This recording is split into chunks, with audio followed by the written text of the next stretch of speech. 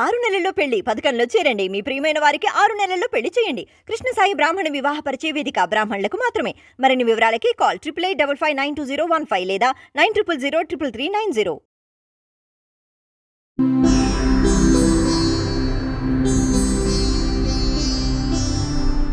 ఓం సదాశివసమారంభాం వ్యాసశంకరమధ్యమాం అస్మదాచార్యపర్యంతాం వందే గురుపరంపరాం.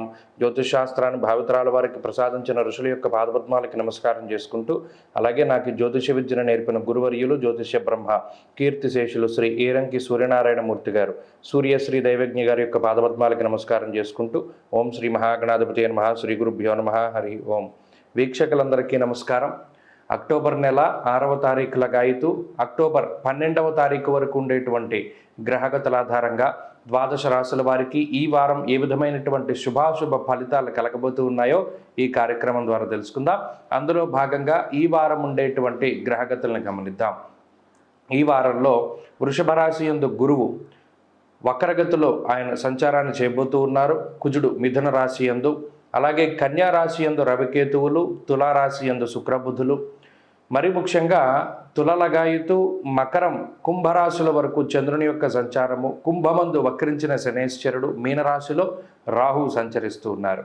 ఇటువంటి పరిస్థితుల్లో ద్వాదశ రాశులకి ఏ విధమైనటువంటి ఫలితాలు కలగబోతున్నా తెలుసుకుని, ధనురాశి వారికి ఈ వారం సానుకూలమైనటువంటి ఫలితాలు గోచరిస్తూ ఉన్నాయి. ప్రత్యేకించి అనుకూలించేటువంటి గ్రహాల యొక్క సంఖ్య పెరిగింది గత వారంతో పోల్చుకుంటే.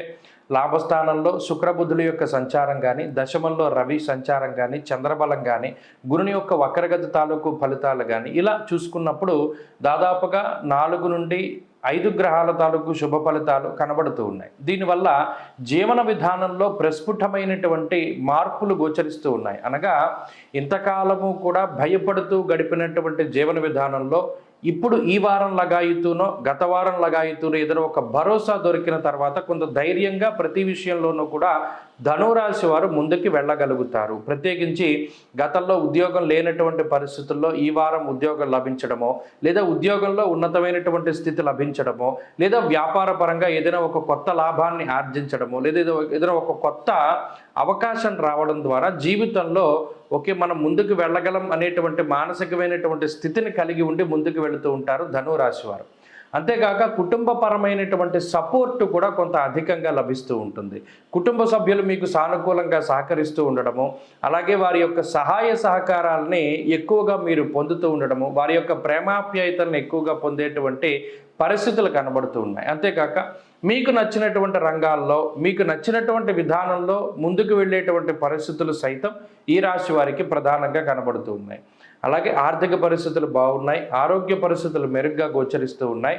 అయినప్పటికీ ఈ వారంలో ప్రధానంగా ఈ పాకేటువంటి జంతువులు ఉంటాయి చూసారు, విషపూరితమైనటువంటి జంతువులు, వాటి వల్ల కొంత జాగ్రత్తగా ఉండాలి. అంతేకాకుండా ఏదైనా భోజనం చేసేటప్పుడు లేదా ఏదైనా పలహారాలు ఏదైనా మొత్తం మీద తినేటువంటి ఆహార పదార్థాల్లో కొంత అవి కల్తీ అయ్యేటువంటి పరిస్థితులు ఉన్నాయి. కాబట్టి ఆ తీసుకునేటువంటి ఆహార విషయాల్లో కొంత జాగ్రత్తలు తీసుకుంటూ ఉండడం చెప్పదగినటువంటి సూచన.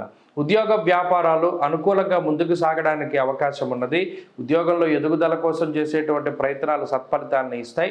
వ్యాపార లాభానికి అవకాశం ఉంటుంది. విద్యార్థులకి ఈ వారంలో గ్రహస్థితి చాలా అనుకూలంగా ఉన్నది.